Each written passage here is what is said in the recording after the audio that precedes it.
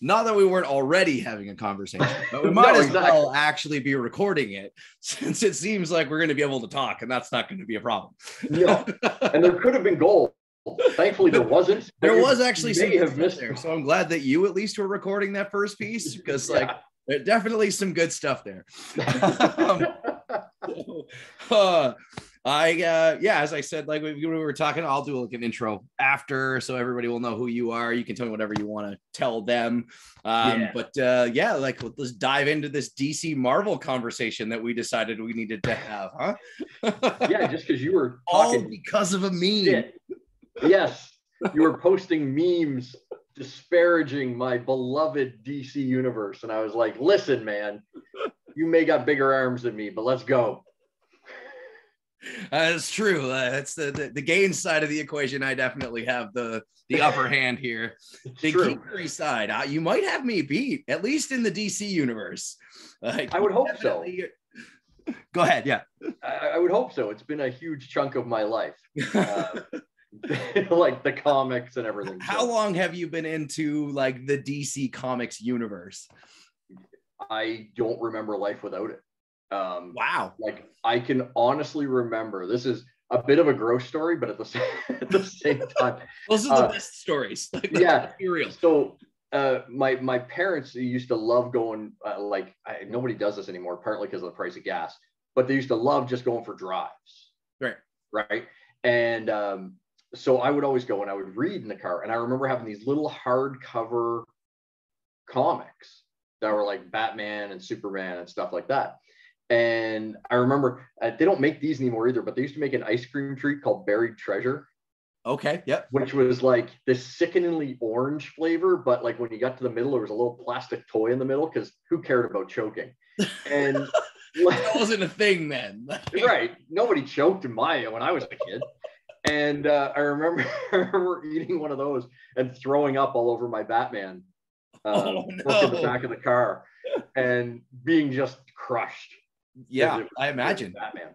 Do you remember like which Batman it was? I mean, I don't remember the artist, but it was pre-'89, so it was pre like Keaton or anything like that. So it was just it was the gray suit universe started.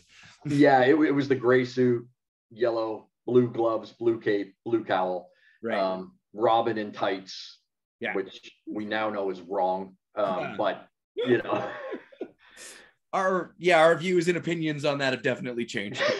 I don't know why anybody ever thought that was a good idea. As much as I love Batman, I even love Robin, but yeah. Like I do remember when I was first introduced to like the DC universe, and like I really enjoyed Robin too, but now I look back on it like I don't really like Robin anymore. That being said, like I adore Nghtwing. I think Nghtwing is amazing. But especially with the new Titans series that they've done. Like Robin, I'm like, why did I ever like this character? Like, I don't understand. There's different takes, but I'm with you. Nghtwing is one of my hands down favorite characters, and I'm probably jumping ahead a bit, but it's one of my issues with Zack Snyder is that Dick Grayson was dead in his universe. Yeah, and like I can't get behind that. And to me, that also is a fundamental like you don't fully understand Batman if you don't understand how important Dick Grayson is. Yes. Yeah. I agree. And I actually like in having discussions about Marvel versus DC, that is one of the first things that I would say is that like the issue I think with a lot of the DC cinematic universe, at least, is that the people who seem to be in charge don't understand the source material or are not using it. Yeah, I think it's more like they just had the big merger, Warner Brothers and Discovery, and one of the new honchos came out and really, I think he put it best because he said it's just been kind of mismanaged. Yeah. In that, like they let Zach do what Zach wanted to do with Man of Steel and BVS, and then we got to see his Justice League, and I'm sure we'll talk about that. But really it's just been kind of like there's been some characters that they haven't given any attention to, and then some that I don't think they've given too much to any particular character. I know some people might argue Batman gets too much, but he's Batman. Yeah. I don't think you can even say that it's too much, because like of all that they've done, Batman's been the most consistently good, right, versus everything else, right? Like they really missed the tone with Superman a few times, or like just mismanaged the character a little bit. Aquaman was very different from what I expected. Not that I didn't enjoy it. I actually really like Jason Momoa as Aquaman, but like that was like, it was a very different direction from what I expected. And like same with Wonder Woman. Again, like this is a very different and new take on her as a character. And not that I have a problem with that, but it was like, oh, like where did you come up with these ideas? And why are you not pulling from the source material and give those characters more attention? But Batman, like, yeah, has definitely been the most consistent overall. Yeah. And I get it. Like people like, oh, I've already seen Batman. And I get that to a point, but I mean, it also just goes back to the argument that it's Batman. Yeah. You know, arguably the biggest superhero on the planet. Yeah. He's probably like, between him and Superman, one of the most recognizable characters from any comic book series ever. Yeah. So why are you not going to keep going back to that well? Yeah, like it makes total sense. But you know, like the guy said that there hasn't been enough Superman, and I totally agree with that. Like there hasn't been enough Superman, and you know, again, I'm probably jumping ahead, but I don't want to see evil Superman. Right. Like I don't. As a fan, I've read those comics and all that kind of stuff, but I don't have an interest in that, and I actually don't think that's where the world is. Right. Right. Like you need to build to that with Superman. Like if you're going to go in that direction, you need to do what the comics did and take it through all those iterations to get to the point where it's like, now it makes sense that we have this version of Superman. Whereas like, if you just try to jump there, people don't understand how he got there as a character, especially given the stories that we do have, at least from a cinematic perspective. Yeah. Like I was okay with Man of Steel. I actually think Man of Steel is really good. Like I will defend Man of Steel a lot. Yep. Because I'm okay with a Superman coming of age story. Right. The problem is there was no payoff. Yes. Right. Like, so you're going to give me Man of Steel and you're going to tell me it's a guy that's learning about being Superman and all that kind of stuff. All right. I'm on board for that. And that, but then when you get to Batman versus Superman and he's still not the beacon of hope. Yeah. And then you kill him like, very prematurely, I might add as well. What the hell? It's another issue I have with Snyder is that he has a like a death fetish. Right. And again, I keep jumping ahead, but he, like, you go through the DC cinematic universe, Snyderverse. Yep. It's a long list of dead people. Yeah. Like, and important characters that are dead. It's hard to come back from dead unless you restart the universe, which in fairness, the comics have all done a few times. Like, but at the same time, like, you just started with these properties. Like, what are you thinking? Killing off integral characters with stories to tell, especially when you're talking about like Superman, Nghtwing. Like these are fan favorite characters on top of that. Like people love them. Why would you do that so soon in your storytelling? Yeah, it's you know, I mean, you go through it, like you said, Superman, Nghtwing, Doomsday, done. He gets what, 15 minutes? Yep. Screen time? If that. You know, like it's just, it's so, I don't know, it's so not thought out. And that's Zach. Yep. And I know there's going to be Snyder cultists that are going to come from my head, but that's the fact about it. Yep. You know. But having said that, overall, I will defend DC movies. I think overall they've been very good.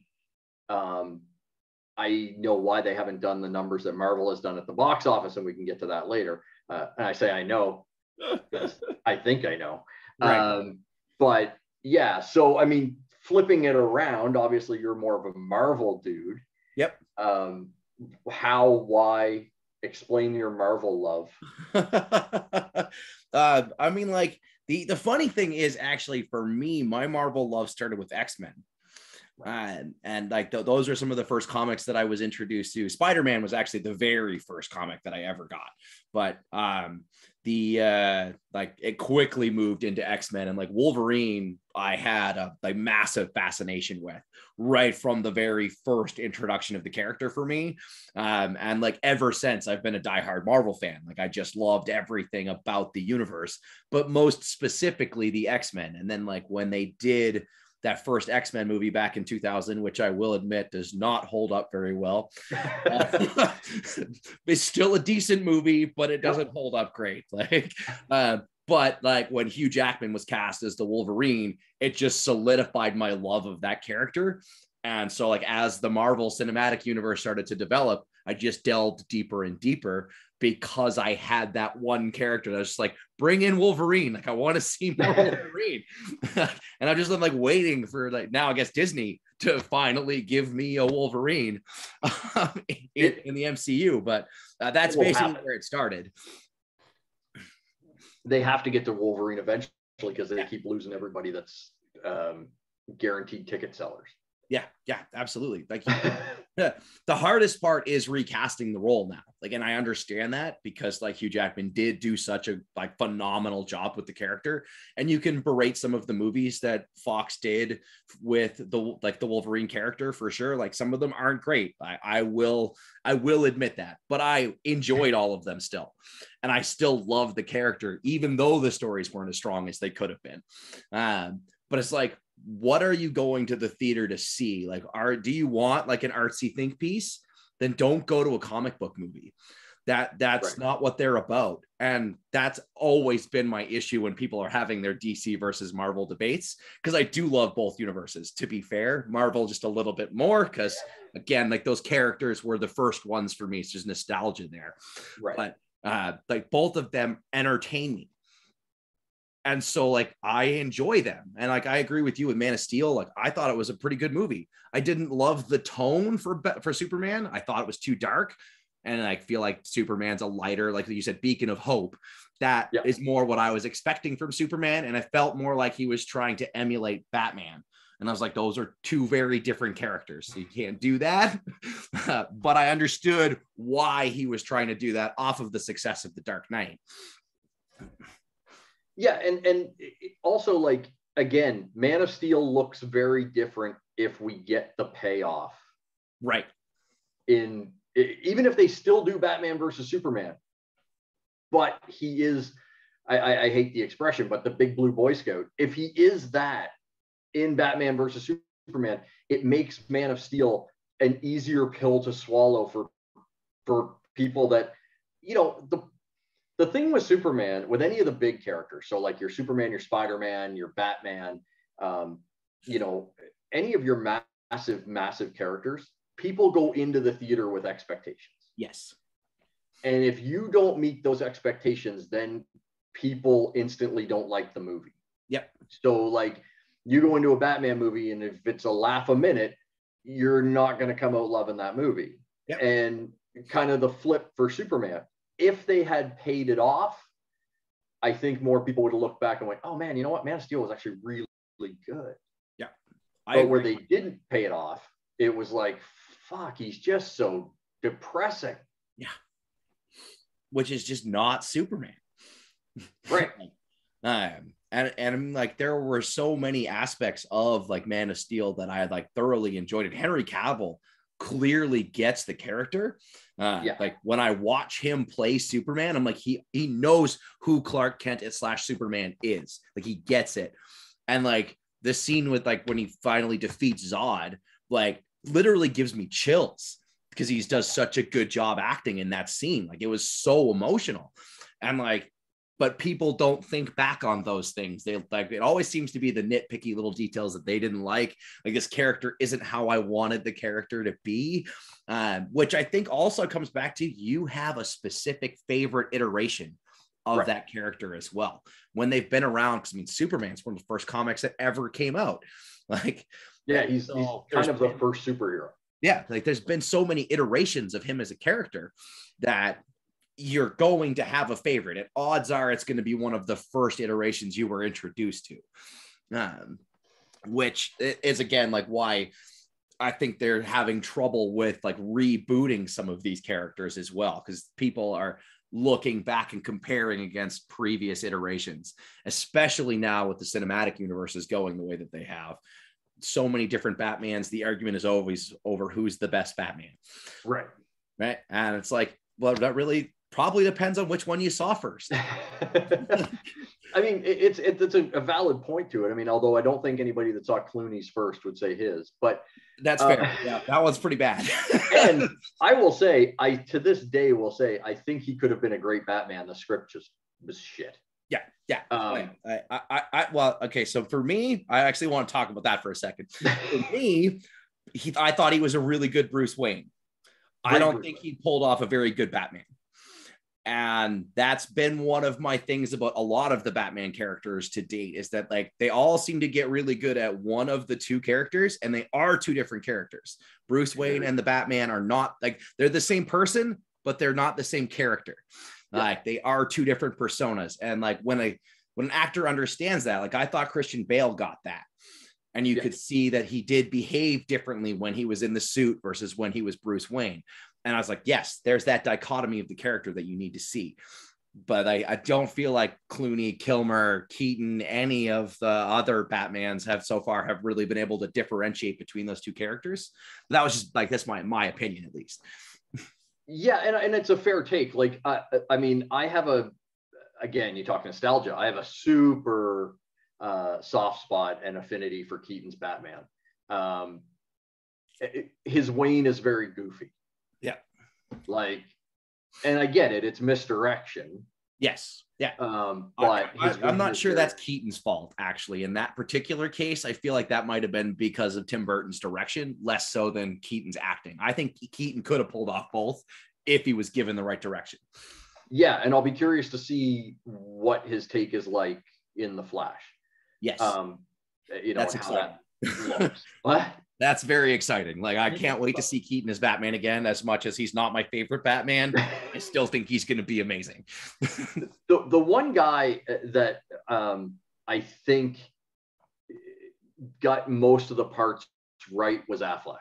Yeah. Like, I think his Bruce a little bit more depressed. And again, some of that is script with the world they built for him with like Dick Grayson dead and all that kind of stuff. Yeah.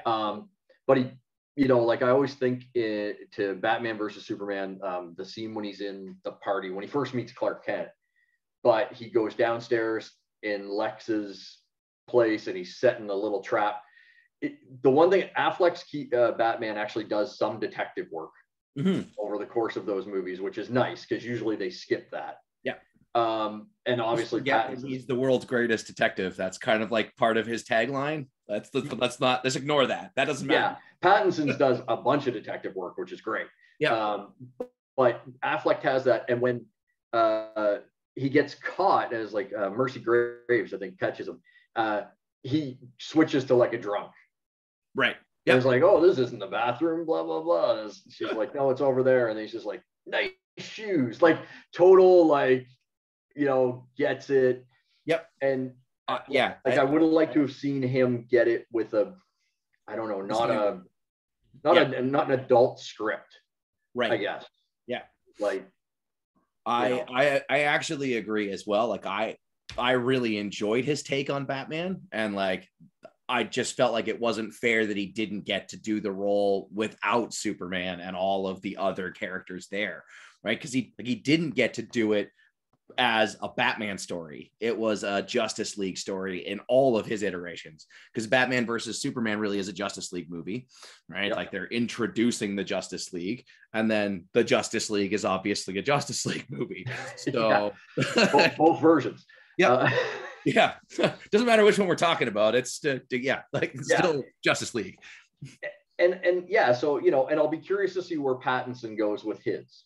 Yeah. Because I freaking love that movie. And I love, like, the ending of that movie. There are shots at the end of that movie that made me cry. Yeah. Because I was like, that's my Batman. Like, right. That's the Batman that I remember as a kid. Like the scene of him in the water with the flare leading people out. Outside of the fact that it's a beautiful shot. Right. It's something that you rarely see in the movie of Batman rescuing people. Right. Yeah. Like it's all of the movies on him fighting the villains as opposed to helping people. Yeah. All of the movies kind of overshadow, like he's never pulling people out of rubble and all that, which he does in this movie. And I was like, man, that's the Batman that I think of. Like, he's a symbol of fear to criminals. He's not a symbol of fear to the people of Gotham. Yeah. And the fact that they were able to get that at the end of that movie, I'm not gonna lie, I'm a 45-year-old man sitting in a movie theater crying. And it was just like, well, I mean, I had the similar emotional response when I watched Endgame. I get it. Like, I was literally like a 35-year-old man sitting in the theater bawling his eyes out because like Iron Man finally gets to like sacrifice himself to save all of his friends. It's like, oh my God, I'm bawling my eyes out right there in the theater. Like, so yeah, I get exactly what you're talking about. Like, this is what I have been waiting for from this character for so long. Right. Yeah. And yeah, I'm like, I actually just watched Batman, like the Batman with Robert Pattinson this week because I didn't go to the theater, so I was nervous about Pattinson playing Batman. I'm not upset at all. Like, having watched the film, I need to watch it again actually because I was just like I'm blown away, and there was so much to take in. I'm like, it's almost 3 hours long. Yeah, which. Yeah, I didn't feel like 3 hours as I watched it, but it's like that's a lot of material to try to absorb in just one sitting. Yeah, it's a ton to take in, and there's tons of little Easter eggs throughout the movie, and it's so well done, and I'm glad they're gonna leave it in its own little corner. Yeah, like it's not gonna get sucked into any like DCEU. Yeah, like it is its own iteration of the Batman, like the Justice League, like Snyderverse, I guess we can call it. Yeah, it is its own thing, and if they want to do more with that, they still can. Although I don't think Ben Affleck wants to do any more Batman. That was the last I heard, anyway.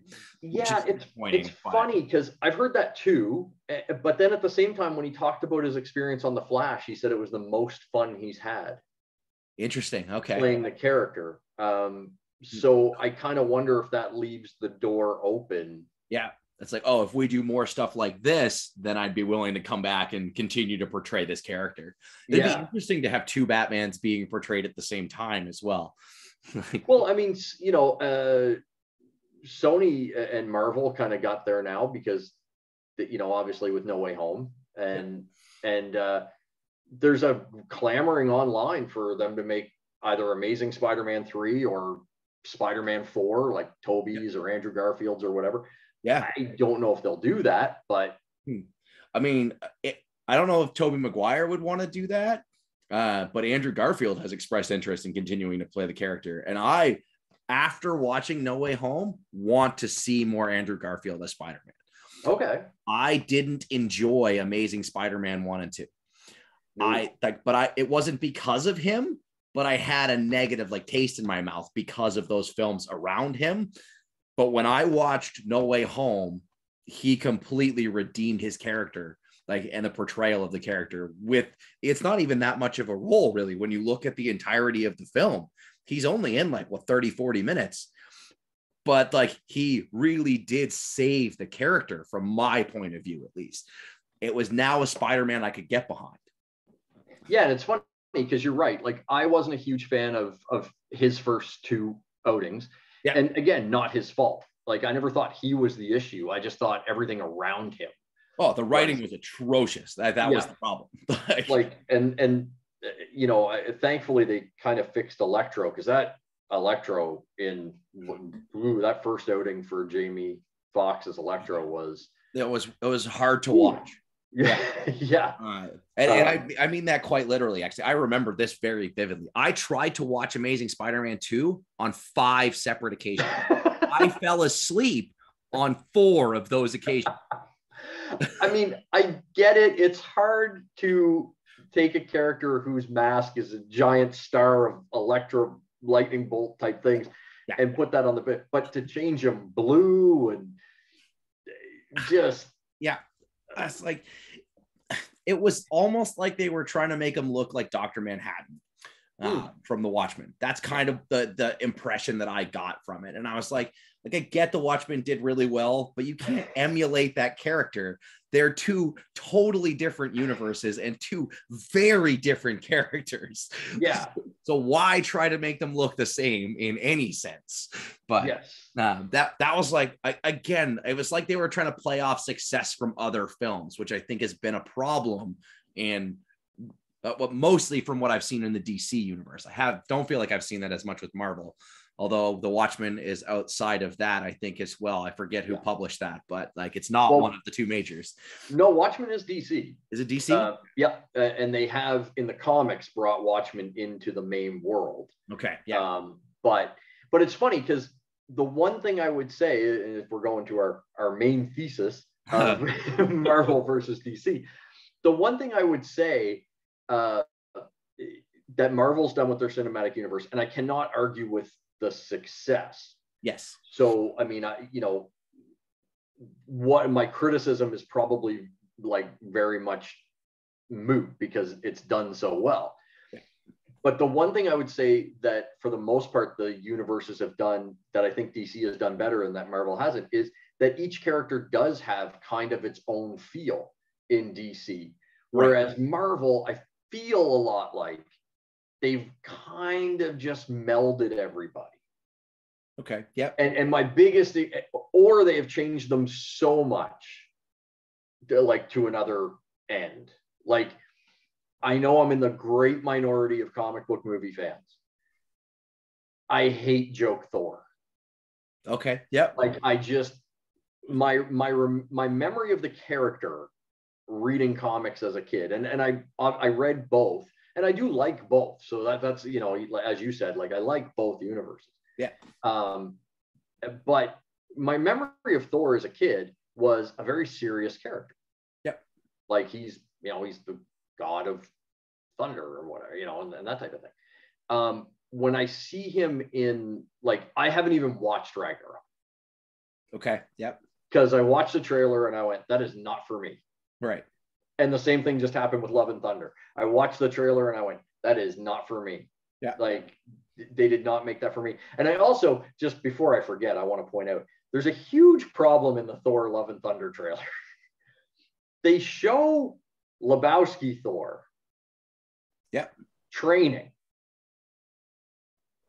But in Endgame, when he's Lebowski Thor, and he grabs, it was Stormbreaker, I think, at the time. Yep. Lightning strikes him and he's fit again. Yeah. So why does he need to train as Lebowski Thor when all he needs to do is hold up Stormbreaker and he's fit? If it was that easy, I'd be ripped too. Yes. But like, I think we'd all do that if we had the option. Let's be real. I'm willing to let lightning flow through me to have abs. But I'd take the super soldier serum if it was going to make me as jacked as Captain America. Oh my God, 100%. Where is that drug? Like, I'm on board. Let's do this. But I think my thing is, like, so when I look at Marvel, they did a good job with a couple of characters. Like Iron Man, they hit pretty good. It bugged me a little bit in Iron Man 2. They hinted at his drinking problem and then it just went away. Right. Like they never talked about that again. Yeah. And they got Cap pretty spot on. Yeah. But everybody else, I feel like, has kind of been painted just with the same brush. And they all seem very similar. Okay. Yeah. Even though they're different characters with different backstories and stuff. Now, Sony, because it's outside of Marvel, I think they've done a really good job with Spider-Man. Right. Yeah. I would say they haven't done a good job with Venom, but they've done a really good job with Spider-Man. Yeah. So, like, in terms of Venom, let's quickly talk about that. I love Tom Hardy. I do. I think he did a fantastic job in both films. Yes. The ability to act when something that's not even there is talking to you, like something is there talking to you, blows my mind. But those movies are so poorly written and so poorly executed that it's just like you have this amazing actor here who gets the role, who's doing a fantastic job, and you're giving him garbage to work with. Yeah, and it's just like, to me, if I had a massive criticism, and I guess this would fall in a bit with my distaste of joke Thor, but Marvel, I find they shoehorn in jokes. Right. It's like a place where there shouldn't be a joke, but somebody was reading the script through and went, it's been 5 pages since we've had a one-liner. Yeah. Someone put one in here now. Right. And they really do that with the Venom movies. And like, Venom shouldn't be cracking jokes. Yeah, like most of them don't work. No, most of them don't work. They don't land. And then like I watched the first one and I was like, okay, fine. It's the first one. Oh, you got Carnage. All right, I'm on board. I love me some Carnage. And I was so excited for Woody Harrelson. Yeah. To play and then Carnage. It's like, oh, we get Woody Harrelson as Carnage. Yeah. I was like, oh, this is going to be great. And I set my expectations too high, I guess. I don't know. That movie was I didn't see it in the theater. Me neither. And I was recently flying to Florida, and it was on the plane, and I watched it, and I almost jumped off the plane. Whoa. Like that was my getting up and leaving the theater because it was just that bad. And again, it was just like poorly executed. That was the problem for sure. Yeah. And I do feel like part of the issue is like when Sony doesn't work closely with Marvel, it's like they don't understand what it is about the Marvel films that is successful. Right. Yeah. Like, why are those things working? Where Marvel understands why they're doing those things and how it's going to make them more successful. And I understand what you're talking about too, like not being happy with like joke Thor.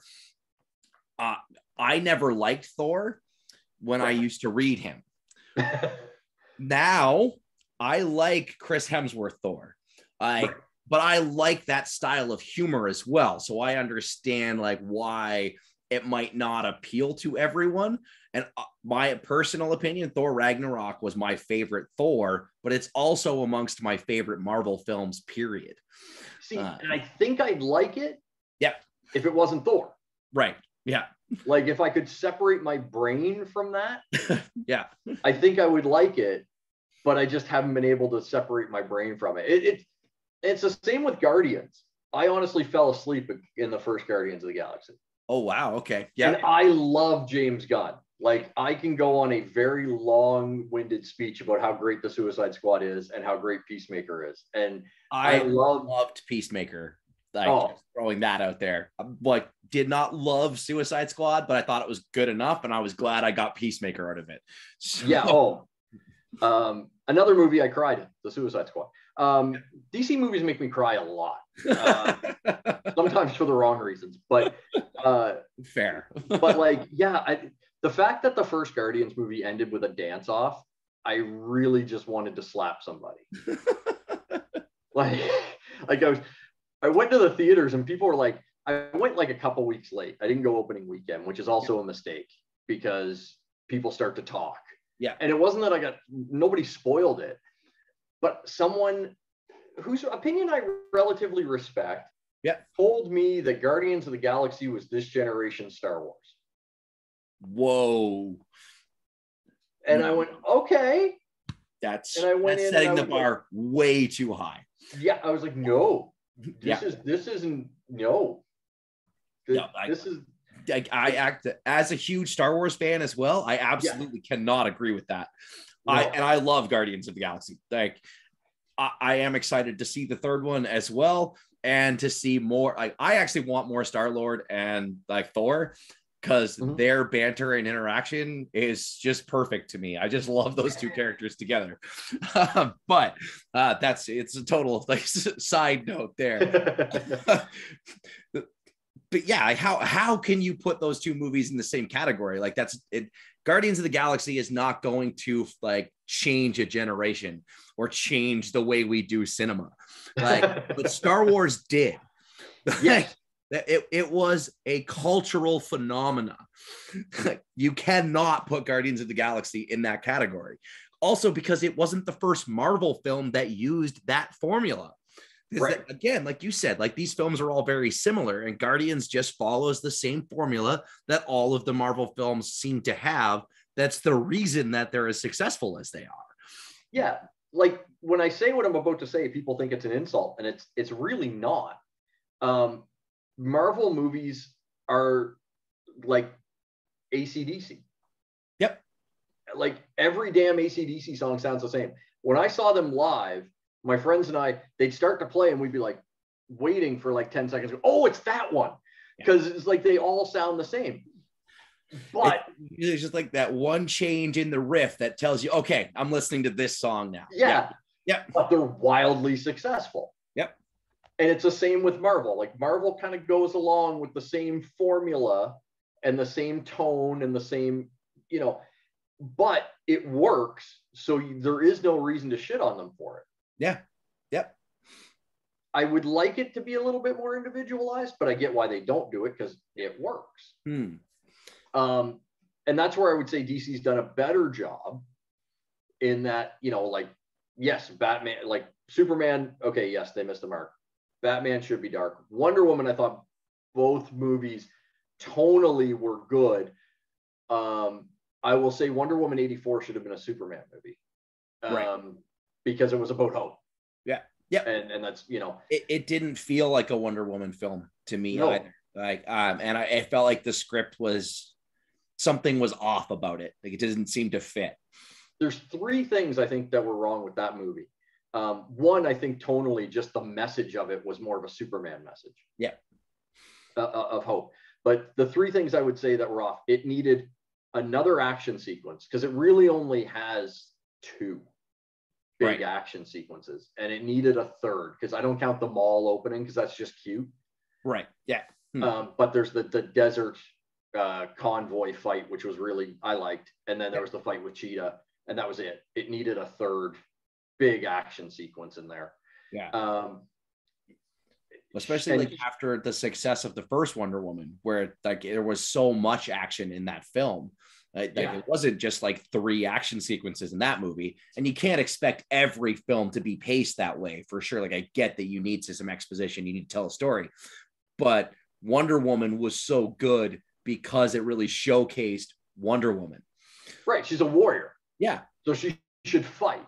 Yep. And then that was the other big thing is that she fights Cheetah, beats Cheetah. Cheetah's not your main villain, and she doesn't fight the main villain. Right. She talks to him. Yeah. That's not, you should never end a superhero movie with talking or a dance off. Yeah. Yep. I can get on board with both of those things for sure. Those are like, just whoever's writing a superhero movie, Marvel or remember DC, this. Like this is very important. Yes. Just when you get to the final act and you're wrapping it up, don't end it with talking or a dance off. Yeah. Yeah. That's it. That seems fair. Or if you're dealing with the Hulk, I don't know if you remember Ang Lee and like Eric Bana's variation of the Hulk. I was like, at the end of the movie, I was like, I don't understand why Bruce Banner is not having a fight. Right. It was like, it was a mental battle at the end of the film. Like, no, the Hulk doesn't have mental battles. He gets angry and he hits shit. That's what happens. And any other iteration of the Hulk doesn't make sense. Like, unless it's Smart Hulk, which is a totally different character, but we were not dealing with Smart Hulk in this case. It was almost like the end of the Ang Lee Hulk was like he watched The Sopranos and was like, oh, a crazy person going to a psychiatrist. That's how we should end the movie. Yeah. He should he should just talk to himself. Not make sense. Yeah. Yeah. No, sometimes, and I think Zack Snyder was guilty of this. And I think Ang Lee was guilty of this. Sometimes these guys are too smart for their own good. Right. And it's like, I'm going to do what nobody's going to expect this. Yeah. And it's like, no, hit me with the ending I'm expecting. Yeah. Because that's what I want. You can throw twists into these films for sure. Like I don't have a problem with that, but like you can't change the formula, right? Like what makes it a superhero film is like those action sequences and like the hero's journey. Yeah. If you stray from that formula, your film's not going to be as strong. And I think if you look at a lot of the films that have flopped in terms of superheroes, at least, that's what's been the problem, is they've tried to stray from that superhero formula, and they lost what makes it so engaging for people. Yeah, like if you look at the DC movies and you go, okay, so like their most successful film is Aquaman, which is, I still, as a DC fan, and I love Aquaman, I can't wrap my head around that movie made $1 billion. And not that it was bad. I love the hell out of that movie, but it was fucking Aquaman. Yeah.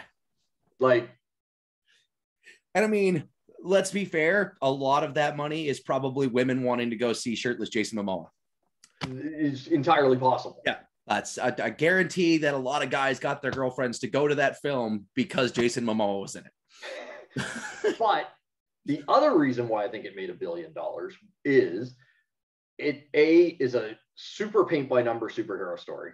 Yep. Like there's very few surprises in it, and super comic accurate. Yep. Like Black Manta looks like Black Manta. I love Black Manta. Dumbest helmet in comic books because that thing would snap your neck in a minute. Oh, absolutely. Yep. But he has the big stupid helmet. Yep. And at the end of the movie, you get to see Aquaman in his orange and green. Yep. And you're just like, losing your mind when he's wearing orange and green. You're going, yeah. It's Aquaman. Yeah, it's Aquaman. Holy God. Yep. So, which I will also say was the same reaction I had when Dick Grayson gets the Nghtwing suit in Titans. Right. I was just like, it's Nghtwing. It's Nghtwing. He's not wearing the Robin suit anymore. Titans is freaking unbelievable. Oh, so well done. Yeah. I feel like that's the other thing I would feel in the Marvel DC war. If it does exist, which I really don't think it does. I think it's really a war, but yeah. No. and Marvel fans would be like, it's not a war because we kicked their ass. But I think they're fooling themselves if they think they're winning on all fronts. Yeah. Like that's definitely like, I would not agree with that, even though I do love most of the Marvel properties that have been done like post Iron Man. Right. Yeah. But to me, it's DC doesn't get the credit I think that they should for TV. I agree. Like a lot of people want to shit on the CW shows, but I like, especially the beginning when Arrow started, and that was great. Yep. And then like Titans, Doom Patrol is fantastic. I need to watch that actually. I haven't watched it through. Doom Patrol is it's weird, like which Doom Patrol is, but it's so well done. You know, and then obviously we just had Peacemaker, which was otherworldly good. John Cena just seemed to be born for that role. Yeah, he's perfect for it. I was mind blown because I never really thought of him as a great actor. Oh God, no. But the more that I've watched of his recently, the more I've been like, this guy is actually a lot better than people think he is. Like the acting he does in Peacemaker is ridiculously good. Yeah. And it's so on brand for the character. Yeah. Yeah. Well, and it's also like, this is where James Gunn is super smart, whether it's Guardians or the Suicide Squad and Peacemaker, is he takes characters that either nobody knows about or the people that know about them don't care about them. Right. Like I knew about Peacemaker, but you could have done anything with Peacemaker in the movie or on the show, and I would have been like, yeah, whatever. I don't care about Peacemaker. Yeah. Now I care about Peacemaker. Yeah. Yep. And I mean, like, and I feel like I have the same reaction with Guardians of the Galaxy because I knew like next to nothing about the Guardians before I watched that first film, and now I love those characters. Yeah. Like particularly, I mean, like part of it is also the people that are playing them, I think, did delve into who these characters are supposed to be and then portrayed them really well. Yeah. But I give Gunn a ton of credit because even though I like shit on Guardians, I thought the characterizations were great. Yeah. And you know, I could see getting behind Star-Lord or Gamora or Rocket or whatever, right? Like, I just didn't think the final product was all that great, partly because of a dance scene. But I hold grudges. Again, don't wrap your film with a dance off unless you're dirty dancing. Like, that's he opened Peacemaker with a dance scene. That's fine. Is brilliant as well. Like, that opening credits scene is amazing. It's like, so good. It's literally the only opening credits that I will watch every time I watch the show.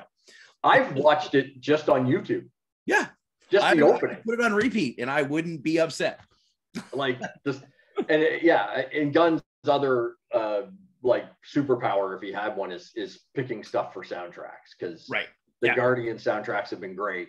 And then as a guy that loves like hair metal, the stuff that he did for Peacemaker was fantastic. Pulling out some of these European bands, and so right in tone with the entire product that he was creating as well. And that's something that I think people miss when they're like looking at some of these properties too, is they miss the tone that they should be trying to portray with this character. And I think Gunn does a really good job of finding the right tone and then finding music that matches that tone as well. Yeah. Oh yeah. There's little things. It's just little touches that Gunn is super good at. Yeah. And it takes his stuff from maybe being average or above average to great. Right. And yeah, I mean, Gunn, I'm glad he's wrapping with the Guardians and then coming back to DC. Right. Yeah. But my comment with Gunn is always never give him Superman. Right. Like, don't give him any character that I have expectations for. Yeah.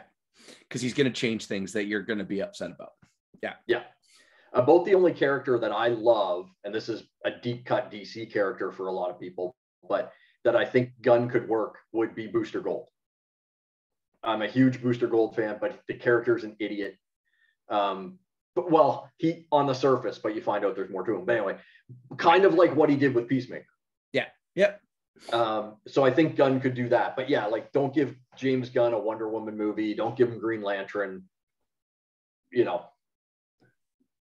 giving him the Although I'm like, what are we gonna get from a Green Lantern character? Like, I didn't hate Ryan Reynolds as the Green Lantern. I didn't either. I didn't like. I thought he was pretty good, but I also felt like they missed the tone. Totally. That because I don't feel like that. Well, I think they were trying to do more of that like Marvel comical type of tone, which Ryan Reynolds is perfect for, and hence why we have like Deadpool. He was born for that character. Like the ad libs and everything that he can do as Deadpool are perfect. But I feel like that was the wrong choice for Hal Jordan. And so like he couldn't play a good Green Lantern trying to play that character. I'm really torn on the Green Lantern movie.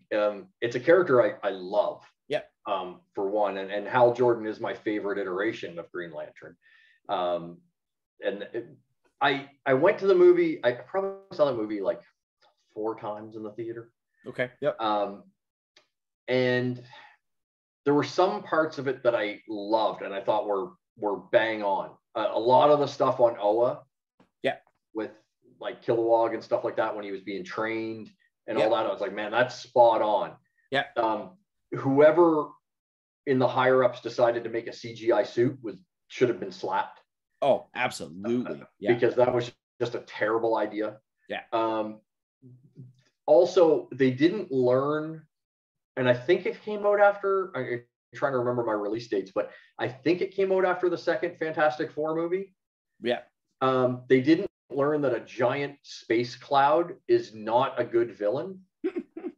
And I get that it's hard to embody parallax, the emotion of fear. It's hard to embody that. Yeah. But a giant space cloud is not gonna work. Not a compelling villain on the screen. And then for a comic book, like you can do that in a comic book, but you can't do that visually and make it terrifying, which is what it's supposed to be. And in the comic book, he tends to be like the couple times that you've actually seen him, he tends to look more like a giant yellow dragon. Right. Yeah. So there's no cloud element to it. It's a lot of yellow. Yeah. And then to have Hector Hammond in it, which was pointless unless he's going to be your big villain. The biggest thing that makes me like sad that the Green Lantern movie didn't do well, and I'll give it a little bit of an excuse too, because they filmed it during the writer's strike. Yeah. And if you look at any of the movies that came out around that time, they all suffered. Like Quantum of Solace came out around the same time. Easily the worst of the Bond films with Daniel Craig, for sure. Yeah, easily the worst. But the post-credit scene in Green Lantern, you have Mark Strong as Sinestro, put on the yellow ring. I lost my shit. That was very exciting. Like, I was like, this has so much potential now. And then nothing. Yeah. And because he's perfect for that. Yeah. Yeah. Like, that would have been so good. Yeah. So it's like the biggest travesty of the Green Lantern movie is not the movie itself. It's the fact that we didn't get Mark Strong as Sinestro. Yeah. Yep. That is a fair assessment for sure. And all because people were unhappy with, the CGI suit was a huge mistake. And like people didn't like Ryan Reynolds as Hal Jordan. Those were the two big complaints that I heard from people.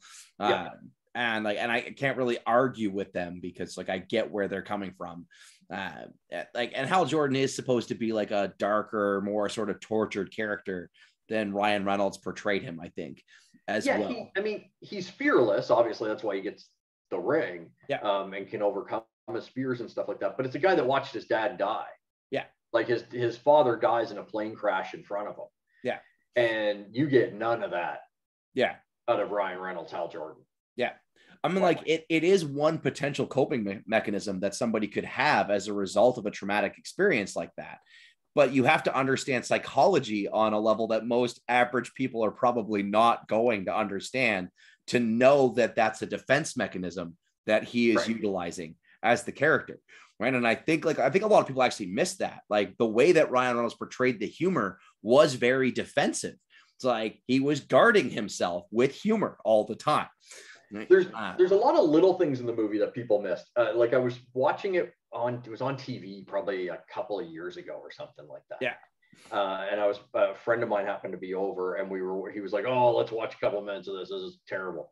And we came in at the part where he goes to his brother's like barbecue and he sees his like nephew, and his nephew's playing with the race car track.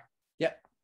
And then we watched up until like the scene where he saves Tim Robbins' character in the helicopter crashing, and he makes a race car track.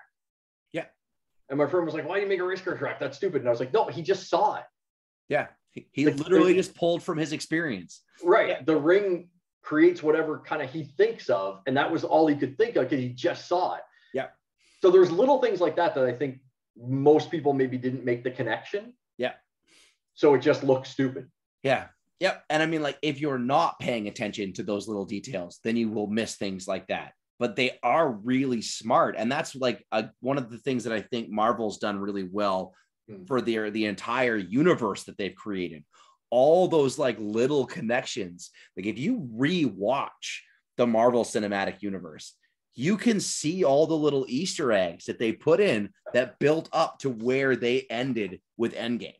Like there are so many little nods and hints like this is what's coming. And it's like, wow, this is 10 years in the making. Yeah. And you put this all together basically from day one. Like that's an incredible storyboard. The fact that you thought that far ahead. Yeah. What they plotted out is amazing. Like, and anybody that tries to detract from the accomplishment of what they did is really just being silly because what they did, and not only that, but they smartly trained the audience to look for that stuff. Yes. Most people going in, like being a comic book fan, I know I was in the giant minority that was like, oh, it's the 10 rings when we were watching the first Iron Man movie. Yep. Right. Yep. Like, oh shit, that means the Mandarin's around somewhere. No, but like, and I'm not saying that to make myself sound smart. Yeah. It's just, I was a comic book fan. Yep. The average person's not. Yep. Or not that into it.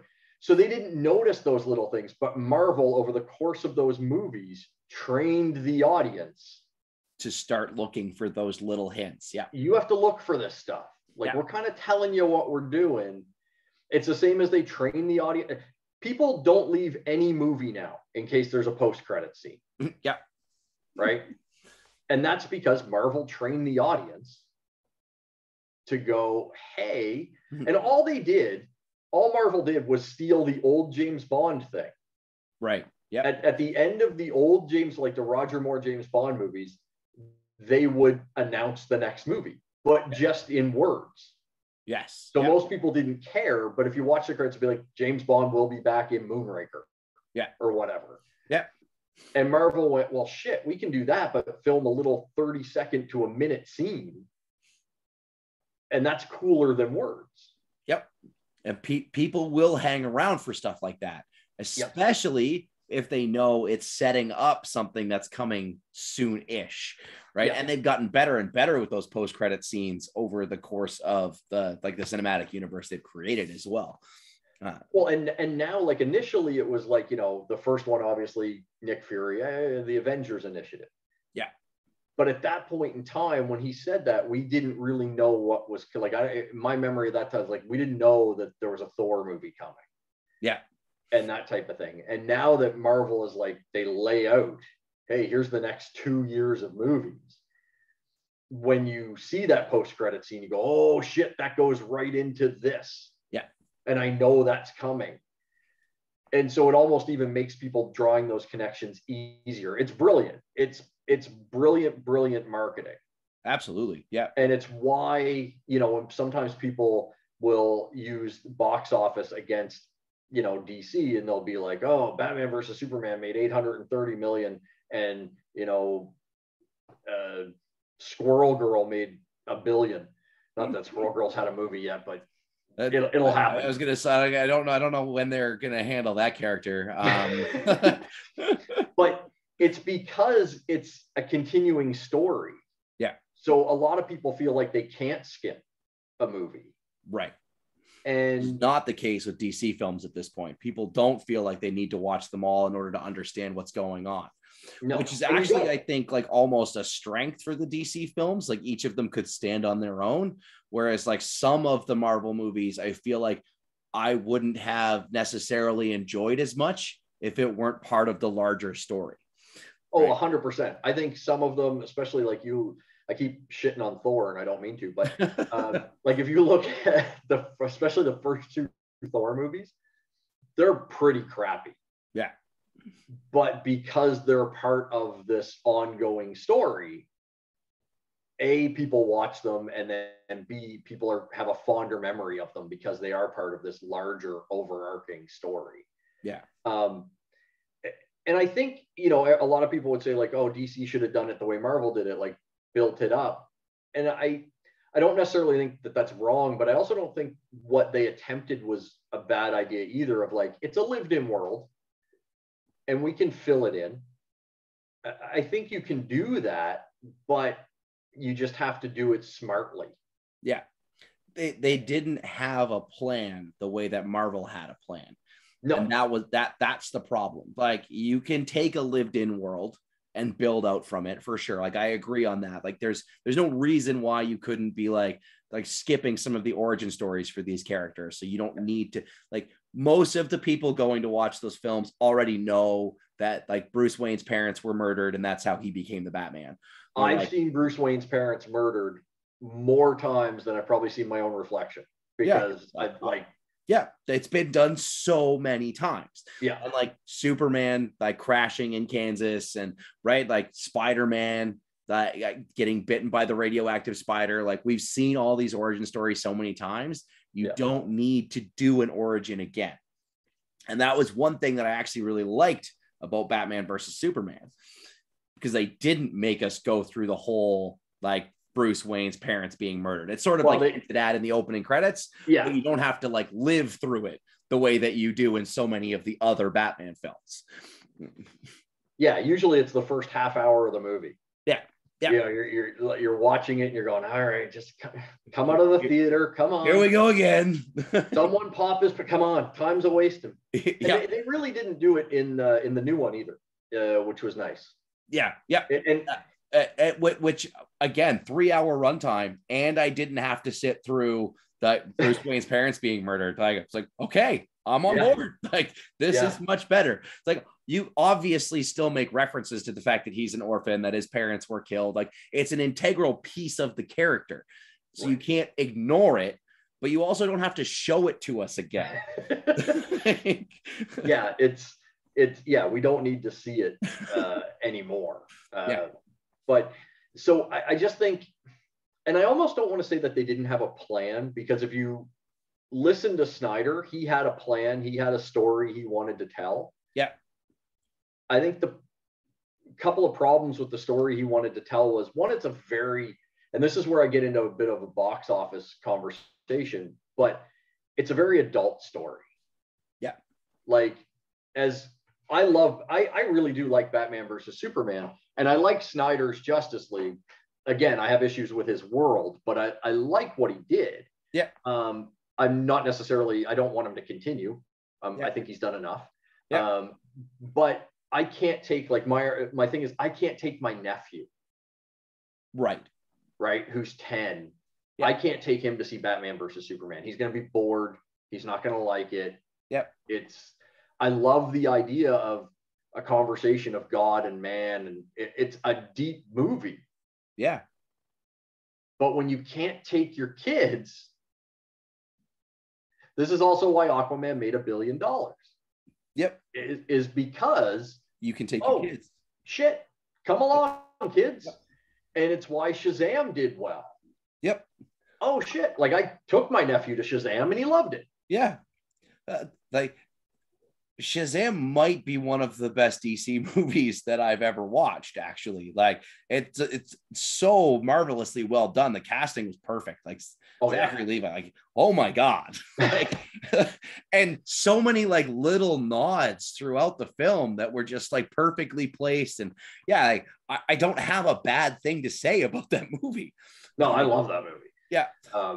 That movie puts a big old smile on my face. Yeah. But when people, like, will shit on box office and they go, oh, Batman versus Superman only made $830 whatever million, and you know, having those two guys in it, it should have made over $1 billion. It's because kids couldn't go. Yep.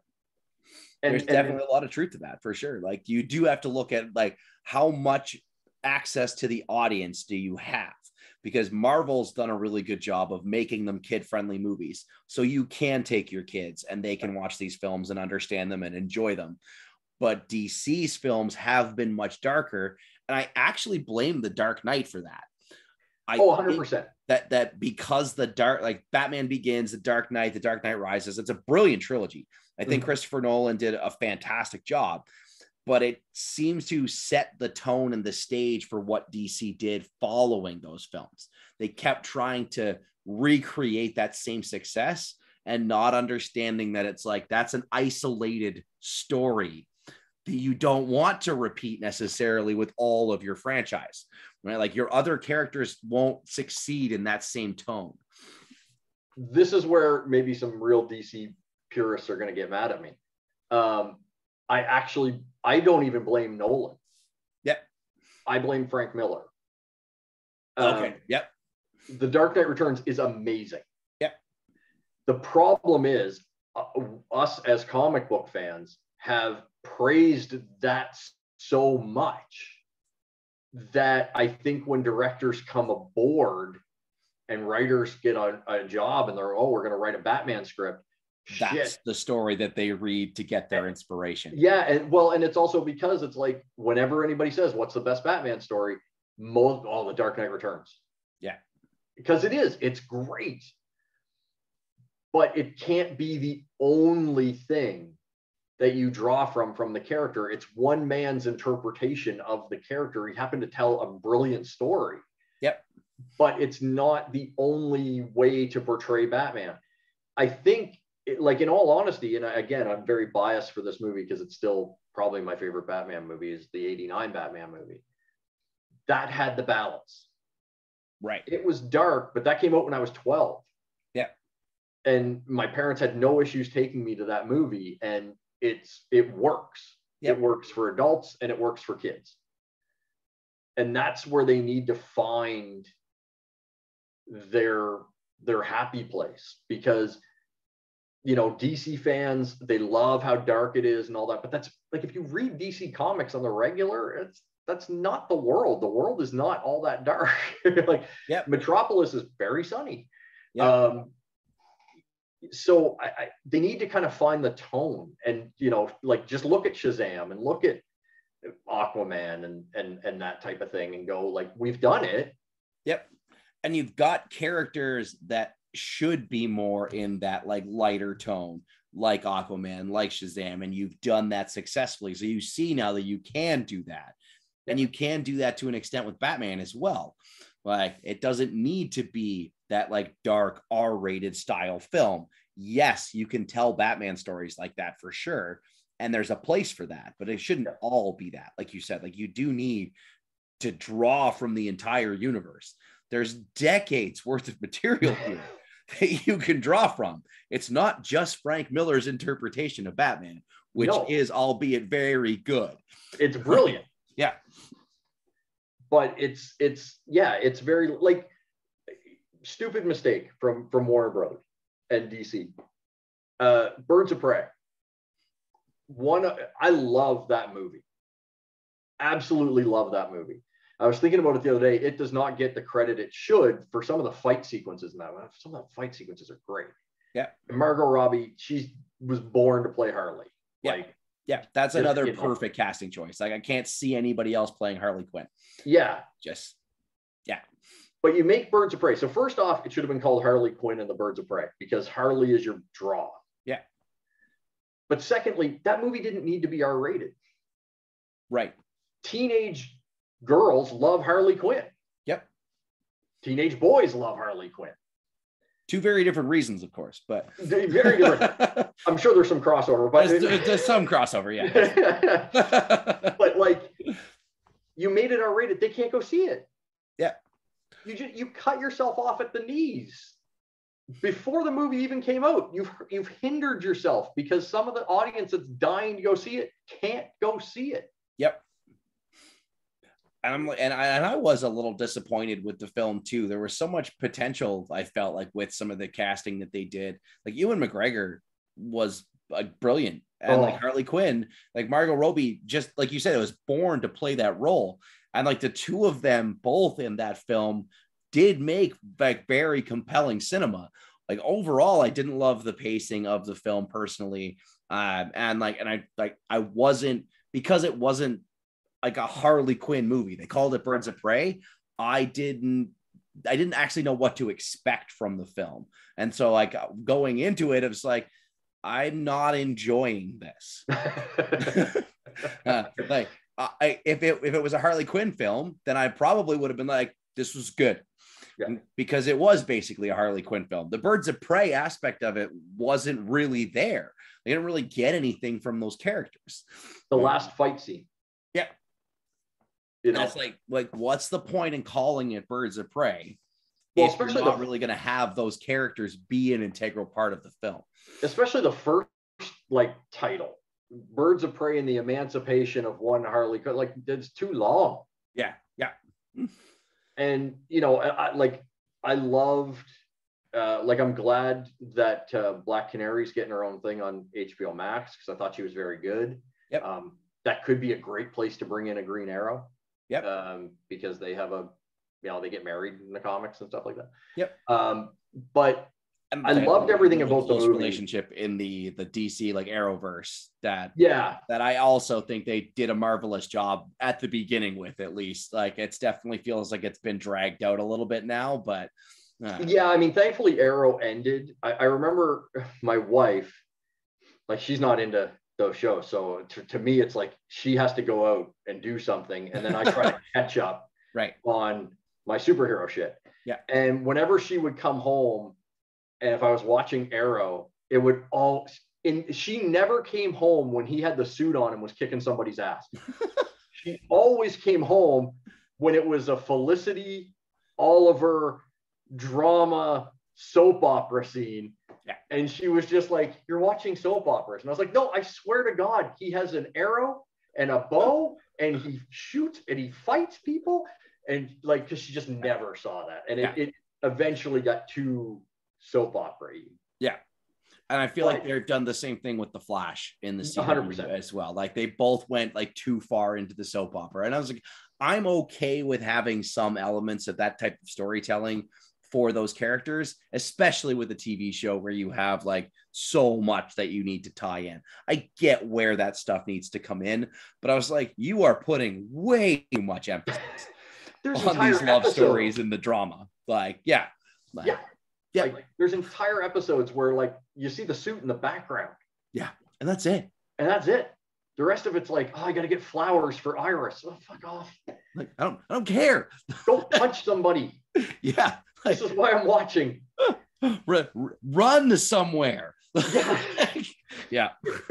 Put on the suit and go pick her flowers on the top of Everest, but run there. Yes. And do it in a Flash way, and I'm on board. Be the Flash. Yeah.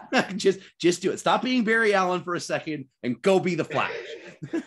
Like it just so inevitably. So she always would, but you're right about Birds of Prey. Like the one major criticism I had with that movie was it fell into the 90s comic book movie trope of we're going to kill the bad guy at the end. Right.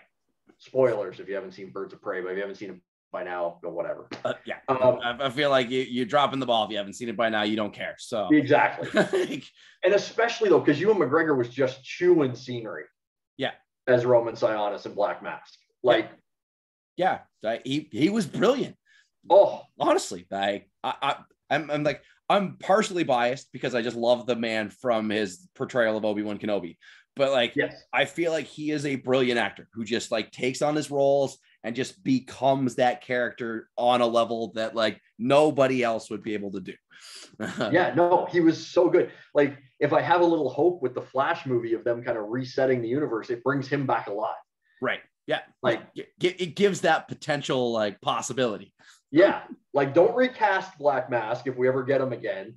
None of that. Yeah. It's Ewan McGregor, Flash messing with the timelines. He comes back alive. I'm okay with that. I'm on board. Let's make that happen.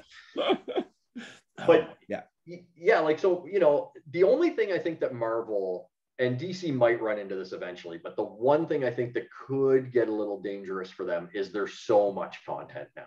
Right. With the, like, you know, Moon Knight's on now and it's great. Although I hate that Mr. Knight is a joke. That.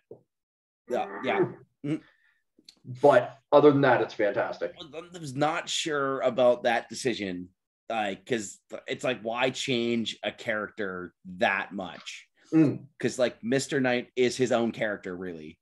Yeah, and that's not the portrayal from the comics at all. Not even remotely close. Yeah, like when they did that, it's like almost a polar opposite, in fact. Yeah, which is just it's such an odd choice to me. But I also agree, though. I've been thoroughly enjoying Moon Knight so far. Yeah, no, it's been fantastic. But like some of the Marvel shows I've skipped because I've been like, I don't think that's for me. Right. Like Hawkeye, I totally skipped Hawkeye. Yeah. Also, I have a hate on for Jeremy Renner. I just don't enjoy that. I actually like Hawkeye more as a character because of the show. Interesting. Yeah. Interesting. I didn't feel like he ever got much screen time and was terribly interesting in any of the films. But when he got to be an integral character like that in his own show, although I will say that Yelena and Kate Bishop stole the show in that show. I need more of those two together. Well, you're going to get more. I think where they're going, is Young Avengers. That is what it looks like they're going to do with that particular franchise, which is great. Like I would love to see that at some point as well. Yeah, so you'll definitely get more Kate Bishop. I think for me, like Hawkeye's never been a guy I gravitated to. He was always Kmart Green Arrow to me. Yeah, and which is fair. And then especially with Jeremy Renner, where I'm just not a fan of that dude. I don't know what it is, but just like he had a TV show that was on the like Paramount, the Mayor of Kingstown or something like that. Okay. And the previews would come on and I'd be like, man, I really would watch the hell out of that show if Jeremy Renner wasn't in it. You really don't like this guy. I really don't enjoy his work. So it's just one of those things where it was like, damn, that show looks really good, but I can't go back to singing. Because you weren't very, like, you just go back to Jeep commercials. I can take you in 30-second doses. That's about it. I can handle that. This other stuff is too much. But that's my only fear, though, for Marvel, is that it's going to be too much content, and eventually you're going to go into a movie and you're not going to have watched the last show. Yeah. Yep. And because it is a potential concern for sure. And like thus far, I feel like they've done a really good job of not needing you to have seen the other stuff to fully grasp the story that you're watching. Even when you're talking about something like Endgame, you appreciate Endgame even more if you've watched everything that came before, but you can appreciate Endgame on its own, even if it didn't have all of that buildup. It's still a good film. There's just like some stuff that might not make as much sense if you had missed all the stuff that came before. Yeah. And the only reason why that sticks out so much to me about a concern is Star Wars. Because when my wife and I went to go see Solo, which I know we're not talking Star Wars, but I will defend the fuck out of Solo. But maybe we need to do a Star Wars episode sometime. We're definitely game to have that conversation as well. I think she was on board with the movie until the end. Yeah. Because at the end of that movie, again, spoilers, but at the end of that movie... Again, if you haven't seen Solo yet, what are you doing? Exactly. But Maul reappears. Yeah. And she was just like, he was like, we got out of the theater and she looked at me and went, what the hell was that? He's dead. And I went, oh no, in the Clone Wars show. And she was like, what? And I was like, yeah, the Clone Wars TV show. She was like, the cartoon? Mm-hmm. And I was like, yes. She was like, so you're telling me I got to watch a cartoon to understand the movies? Like, to this day, she's like, it was the worst Star Wars movie ever. And I'm like, you did watch The Last Jedi with me. So don't say that. But yeah, but that's where I get concerned for Marvel, because I've seen it. Yeah, where someone was like, "Hey, I didn't know about that." The interesting thing in that case, though, is that like you only know that that's Darth Maul if you watch the show, right? Otherwise, I feel like the assumption for most normal people should be, oh, that guy's the same race as Darth Maul. Because it's not like he's the only member of his race in the Star Wars universe. That doesn't even make sense. No, but and my reaction in the theater of, oh shit, might not have helped. Yeah, but no, that in that particular case, you're the reason that she knew that was Darth Maul, whereas like a normal like person who's never seen any of the shows would not have that reaction. It's possible. But it is, I do think like it's a concern a little bit, like especially like I think of a character like Moon Knight. If you don't watch Moon Knight and then he shows up in a movie and he's still switching like personalities, Steven, but to someone that's never seen that show, they're gonna be like, what the hell is going on?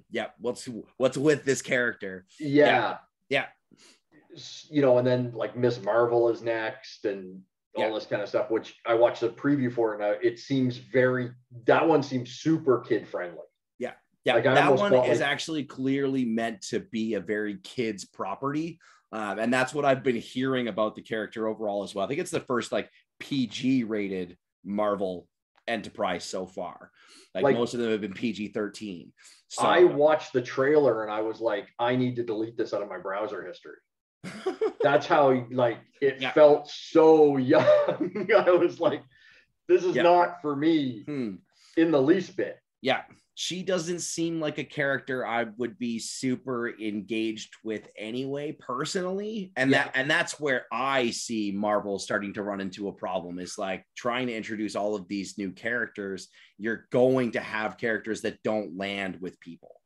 especially when you're going to these lesser known properties. And I think like DC could run into that problem down the road as well. I think both of them have that issue. It's like some people will want to see more of certain characters, but if you want this to be like a box office smash, you can't be basing it on characters like Squirrel Girl and Miss Marvel and like, right? Like those are not characters that enough people are going to know and want to go see. It works differently if you're doing TV shows with those characters. Yes. And I actually feel the same way about like Moon Knight. I don't think I would have been as interested in watching Moon Knight if it had been a movie. I think it's better as a show. Well, I don't think you could have told the story right. Yeah. In a movie. And I haven't watched Morbius yet, but I feel like that's another character that probably should have gotten a show instead of a movie.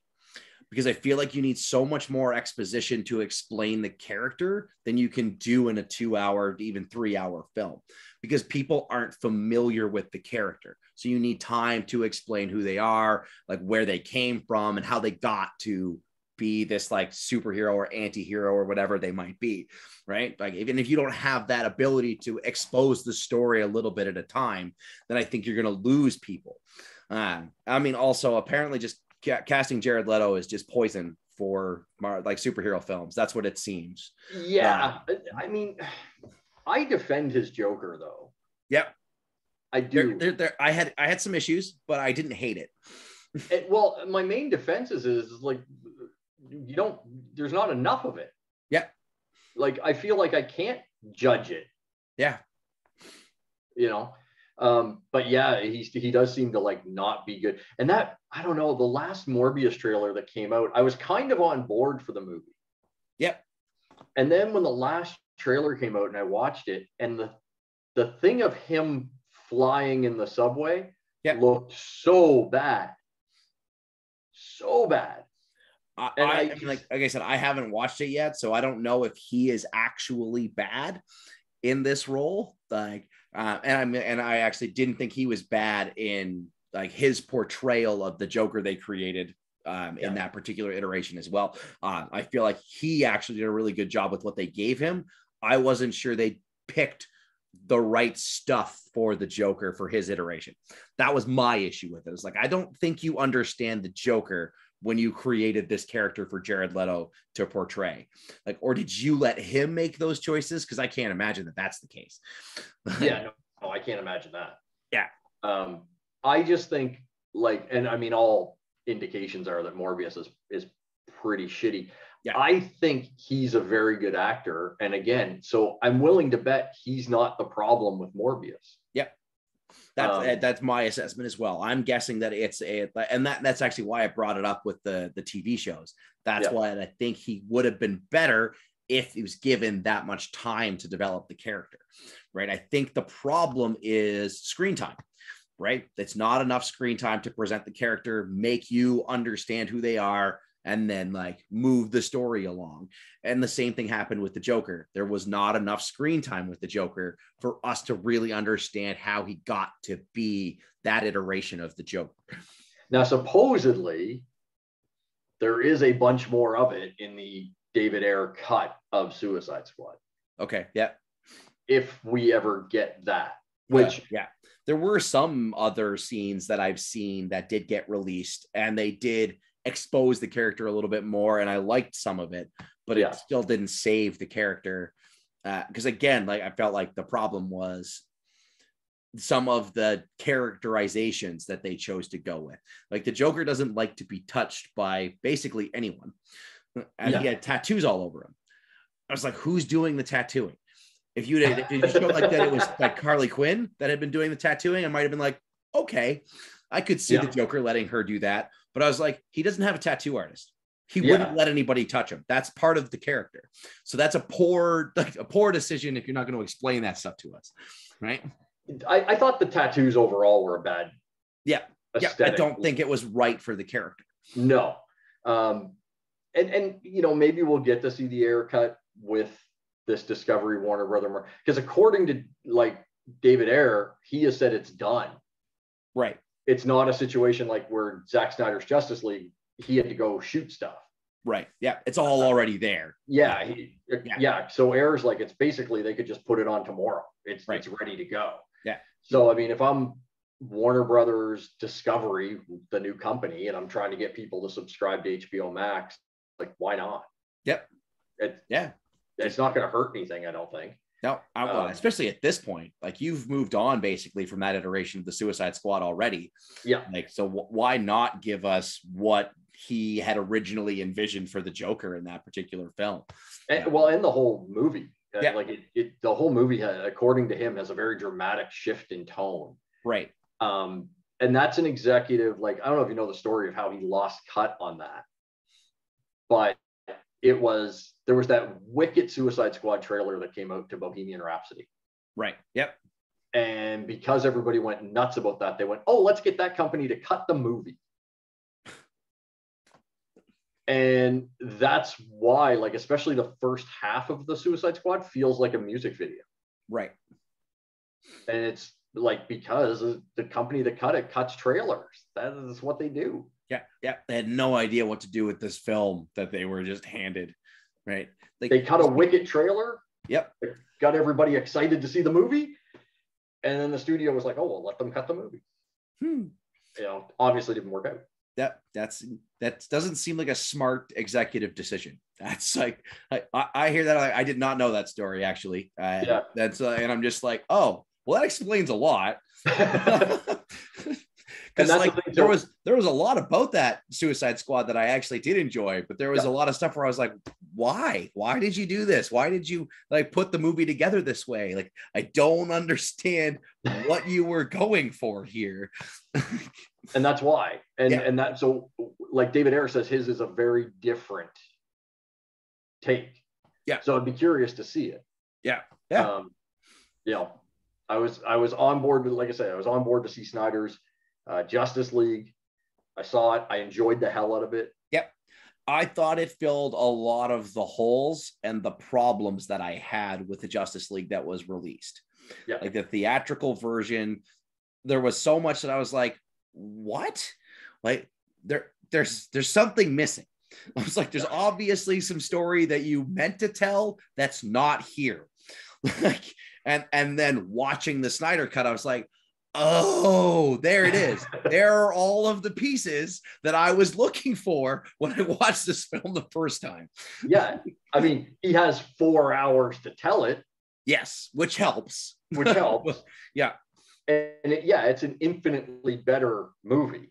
Yeah. I do still feel like it would have been better as 2 parts. Yes. And I almost wish they had released it as 2 parts instead of 4 hours.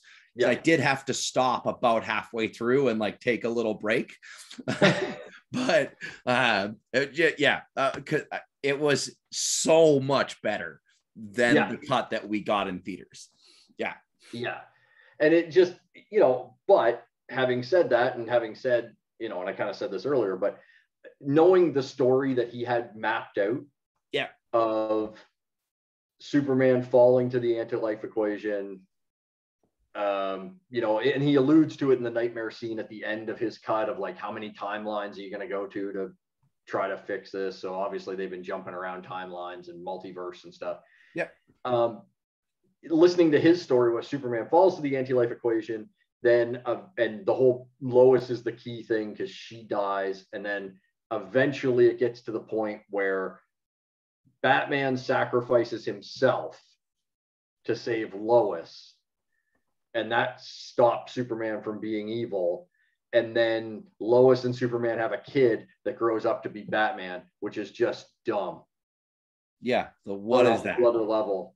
Why would you do that? I don't. That weird. And then on top of that, as a Batman fan, the thing is he always has a plan. Yeah. So you're telling me Batman has multiple shots at something, and the only thing he can come up with is, oh, I'm going to die? Yeah. I don't feel like that makes sense. Yeah. I used to joke that Batman's superpower is that he's a Boy Scout. Yeah. He's always prepared. 100%. right? Like he, like you said, he always has a plan. There's always a contingency. He knows what he's going to do to save whatever. Like he's very, very good at coming up with plans. Yeah. That's what makes him a successful superhero, because he doesn't have powers like everybody else. Instead, he has like superior intellect and a boatload of money. Right. And that's all that he needs to be a great hero in this case. Right. Yeah. I mean, like, and to become one of the leaders of the Justice League on top of that, right? Just because of his intelligence. Yeah. He sits shoulder to shoulder with basically gods, with Wonder Woman and Superman and, you know, all these other things. And to have a portrayal of him where it's like, well, best solution is I die. I feel like there's something between Lois dying and you dying that you would have figured out. I think, especially given the guy multiple cracks at the dice, right? Like it's like, you know, like that can't be the only solution. I don't buy that. Yeah. Like earlier on, we were talking about like sometimes these writers and directors go, I'm going to do the thing that you're not expecting. Yeah. And that's probably one of those decisions right there. And that's one of those decisions. And I guarantee that if they ever film that and he sticks with that decision, most people won't like that story. Right. Because it's not the expectation they have. And I also have a theory with any movie that if a character that you really love dies in that movie, you don't like that movie as much, even if the movie is good. Yeah. Yeah. There's definitely some truth to that. Like, it's hard to really appreciate a film where a character you love dies. Yeah. That said, Logan, as I've mentioned, Wolverine is by far and away my favorite character, like comic book character of all time. Like, and I still loved Logan. Yeah, Logan's fantastic. Even though Wolverine, like Logan dies at the end of the film. Again, spoilers. If you haven't watched it, I don't know what's wrong with you. That was actually just a brilliant film, even if it weren't a superhero movie. Like, no, Logan's fantastic. Yeah, it's like just so like beautifully done, like cinematically, the tone, the pacing, everything. Like, and the acting between Patrick Stewart and Hugh Jackman and all the other like smaller characters that came into that film. But it's like, my favorite superhero of all time dies at the end of that film, and I still love it. Yeah, still brilliantly done. But I couldn't think of a better way to end the story for the character than what they did there either. Right. And because I mean, like, in the comics, there's some ambiguity, like maybe he could still be alive. Right. Like the death of Wolverine doesn't seem as permanent in the comics as it does in this case. Like so the film, it's like he's done. There's no coming back from this now. Yeah. It's very well done, and the tone of it is perfectly done. But I think part of why I think it's okay in that case is I'm like, it's almost the expectation of that film. Yes, they set it up that way right from the get-go. You know, like you're not expecting him to survive. Right. Like, yeah. So again, like going back to the expectations, you're meeting the expectation that you set with the audience. Yeah. And I think that was just really good storytelling in that case too. Oh, 100%. Like you set it up like right from the get-go. It's like, yeah, there's something wrong. And like, there's a good chance he's not going to make it through this situation. Yeah. Right? Had that been all like puppy dogs, unicorns, and rainbows, and then he died at the end. Yeah. Probably a different feeling. Oh, absolutely. Yeah. Like there's definitely a lot of ways they could have ruined that for me as well. Yeah. I could see that too. Like if he had a dance sequence. Oh, yeah. There'd be a dance off at the end. Old man Logan dance off. Oh, man, that'd be just too much. I'd be like, that definitely wouldn't fit the tone of the film. That's one argument I would have. At least like Star-Lord having a dance off does fit the character and the tone of the film. It does. I'll give you that. Yeah. But it still was a mistake. It shouldn't have been the end of the film. Yeah. Like somewhere else in the movie that would have fit a lot better. 100%. At the end of the movie, shoot somebody. Yeah. Yeah. Yeah. I mean, even if you were like distracting him with your dance moves and then you shot him, I actually would have been okay with that. I'd have been 100% on board with that. Yeah. It's like, oh, look, what are you doing? And then boom, you've been shot. Yeah, I win. Yeah. It works. Yeah, or even like they could have done it in a way like Star-Lord's dancing and Rocket shoots him. Yep, absolutely. And I mean, like basically, like they set up like him shooting the like hammer, like so. It's like, how is that different than him shooting the character like while he's distracted by the dance off? Right. Like, that's Again, lots of ways that I agree that could have been handled better.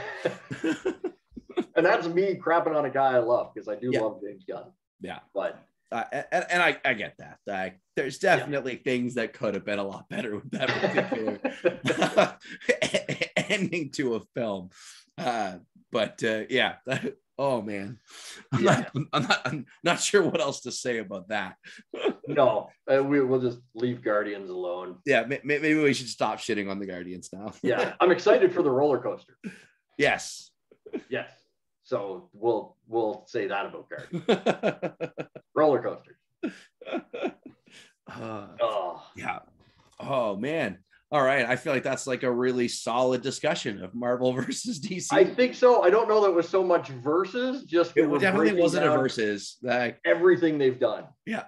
Well, just talk about literally everything DC Marvel, which is actually more what I expected would happen if you start talking about all of this.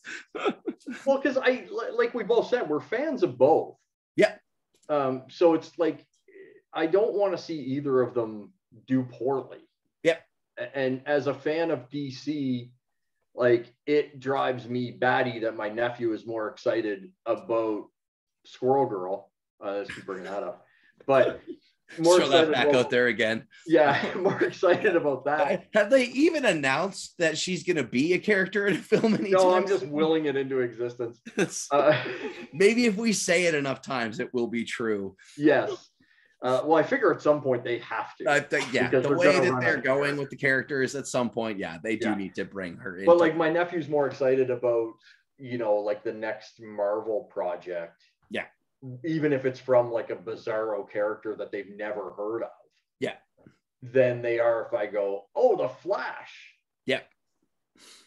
And so as a guy that's more in the DC camp, I'm like, man, we got to fix this. Like he can still be super excited about the Marvel thing, but he's got to get super excited about the DC thing too. I want him to be able to be excited about both. Exactly. Yeah. And so, and that's why like there's a lot of people in the, I get in little Twitter wars every now and then and whatnot, that get mad when I'm like, oh, they need to make these more family friendly.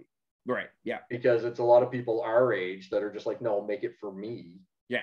Yeah. And it's like, well, no. Well, it can be both.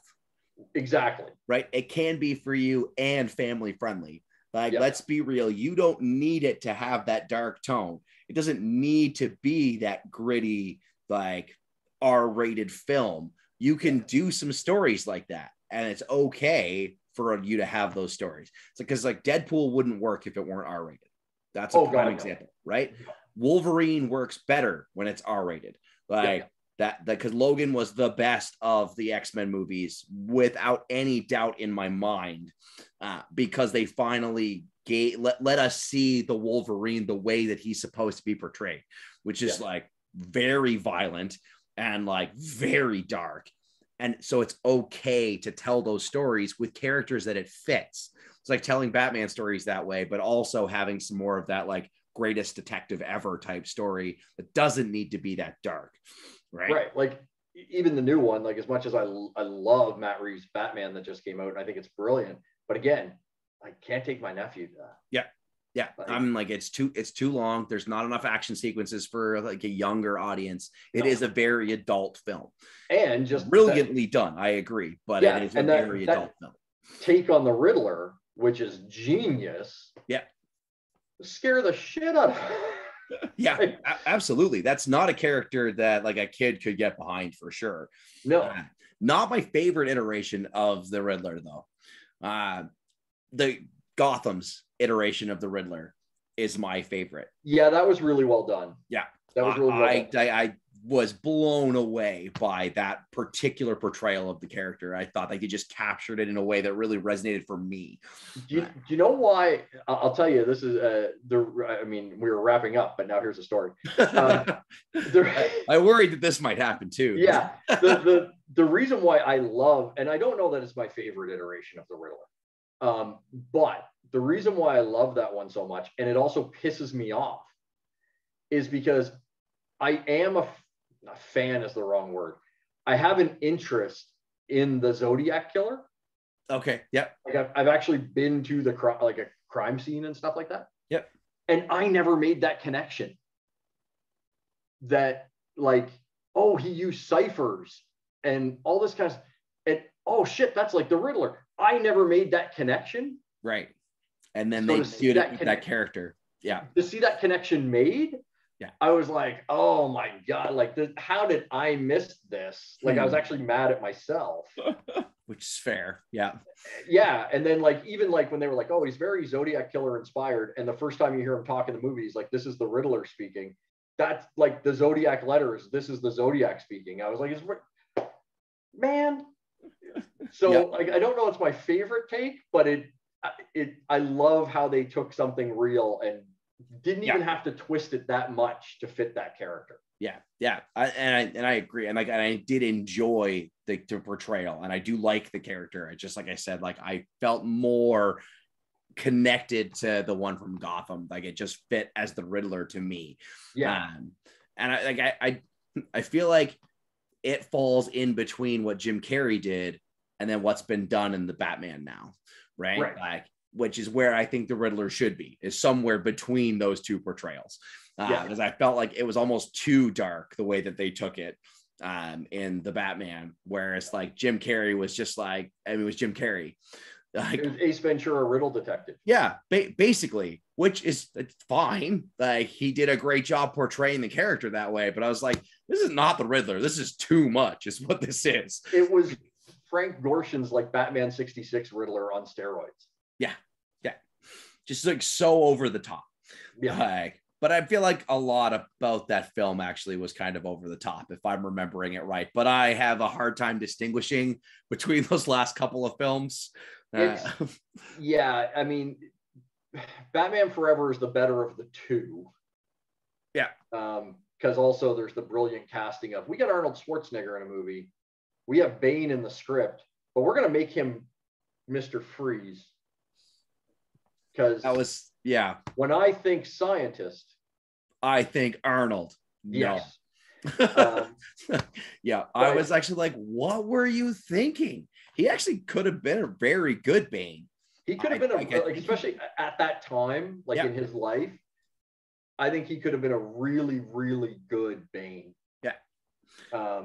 I would be curious to see Arnold as a villain, because I don't really feel like he's been able to play a real villain.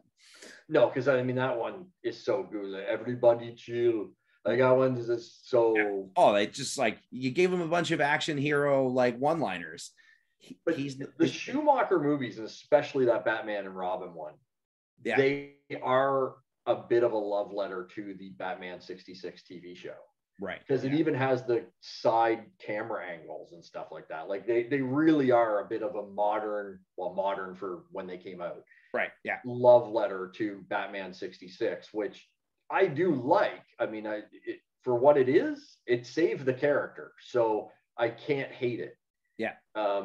But it's weird to see it done with a giant budget, and it just felt weird. It just felt very, very weird. Yeah, that's just like, say it there's something off, and it's hard to, it's almost ethereal. So hard to figure out what it is that's the problem. Yeah. So, something's not working. That's all that I know. And it maybe because you tried to go so over the top with it. Because it was supposed to be a love letter to a Batman that was pretty over the top. Like, I mean, like the Batman 66 show was so corny and hokey, and that, which is part of its charm. Yeah. But when you put that on the big screen, I just don't know that it works unless you do cutaways to bam, pow. Yeah. Like that's the only thing Batman and Robin was missing. Right. Yep. Yeah. I think that actually might have improved the film. I think it would have. Like now that I'm like thinking back on it, I'm like, yeah, those fight scenes actually might have been better if you had done that, like quick cutaway to a bam or a pow, like just because it fits the tone that you've created for that film. Like if you're gonna do a love letter to something like that, just go all out. Yeah. Give it 110%. There's no reason to hold back at all. Yeah. No, there's zero reason to be like, well, we decided not to put the punch cards in because, you know, we didn't want it to seem silly. Yeah. So it's too late for that. Yeah. The whole thing seems silly anyway. Yeah. Yeah. There's just I mean, we could do an hour on Batman and Robin and Batman Forever. I feel like maybe we could. Yeah. Seems unnecessary at this point, but we probably could. Who knows? Maybe another time we could sit down. Like, I feel like I would need to rewatch the films to be able to have like a fresh perspective first. Yeah. The sad thing is I have watched them like within the last year. Okay. Yeah. I've been thinking of rewatching all of those old Batmans again because it's been a little while. So it includes the Michael Keaton ones as well. Like I feel like it might not be a bad idea to give them another go. I think both of the Burton Keaton ones hold up. Yeah. Like I really do. I think especially the first one. Yeah. Because Nicholson's Joker is still my favorite Joker. Okay. Yeah. Because there's sequences in the movie where he has the menacing psychopath, but is also still silly. Right. Which is kind of my Joker. Like that's the Joker I remember from the comics. Yeah. So. And it's like, as good as Heath Ledger's is, it doesn't have that like Joker aspect. Like there's never any funny. It's just that psychopath. Yeah, I mean, there's definitely some stuff like the magic trick when he kills the guy with the pencil and stuff like that. There's a few things, but the Ledger's Joker is an anarchist. Yeah. Right, which is fine, and that's definitely an element of the character. And Ledger's brilliant. Yeah. Oh, absolutely. I definitely crushed the role. Oh my God. It's a brilliant portrayal for sure. 100%. But when I think of the Joker that I read in the comics, the best one that I've seen has been Nicholson's. It blended everything. So I mean, that 89 one holds up really well, and so does Returns. Like Danny DeVito as the Penguin was a pretty solid casting choice. Like that, I remember that being terrifying to me as a kid. Like the way that he portrayed the character actually scared me. Yeah. And a different take on the character, a deformed kid. And if Burton had a weakness, it's that he leaned into the villains more than Batman. Yes. Like the 89 Batman movie is primarily carried by Nicholson. Yeah. And then the real heart of Batman Returns is the story of the Penguin. Yeah. Right. And so if Burton has a flaw, it's that the movies are almost more about the villains than they are about Batman. Yeah. But they still work and they hold up. Yeah. And I don't know that like it's a problem per se to have stories about the villains. I actually like stories about the villains. I think that's why Harley Quinn and Suicide Squad, like those types of films, work, because you can tell stories about the bad guy and have us identify with what they're trying to do and who they're trying to be.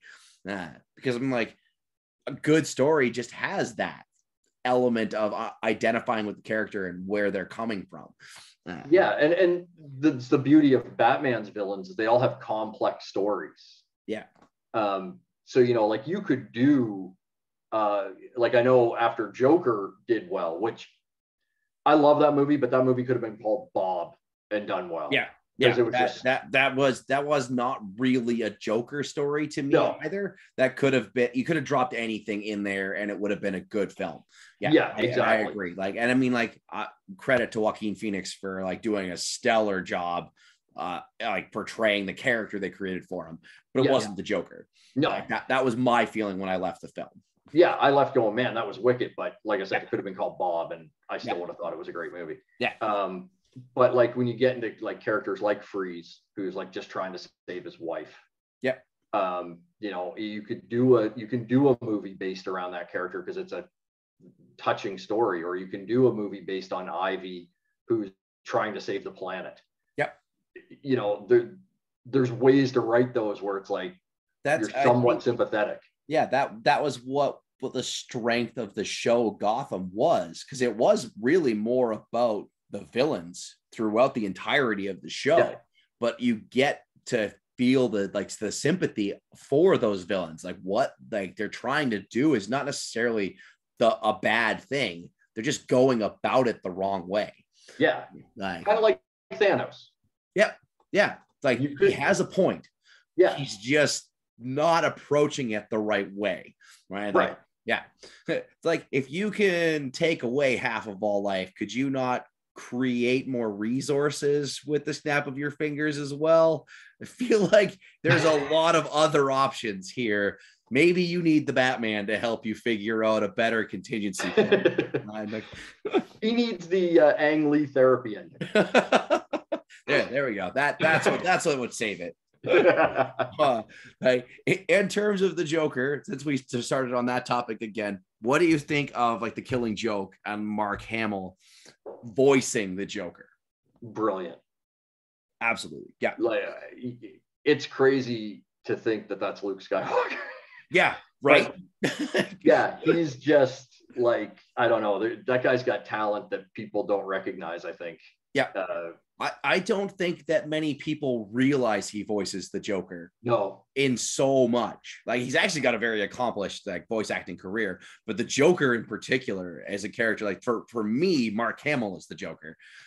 Though I've never seen him do it live action, but everything that I've watched where he is voicing the character, I'm like, wow, you scare the pants off of me. Well, it's like Kevin Conroy as Batman's voice in my head. Yes.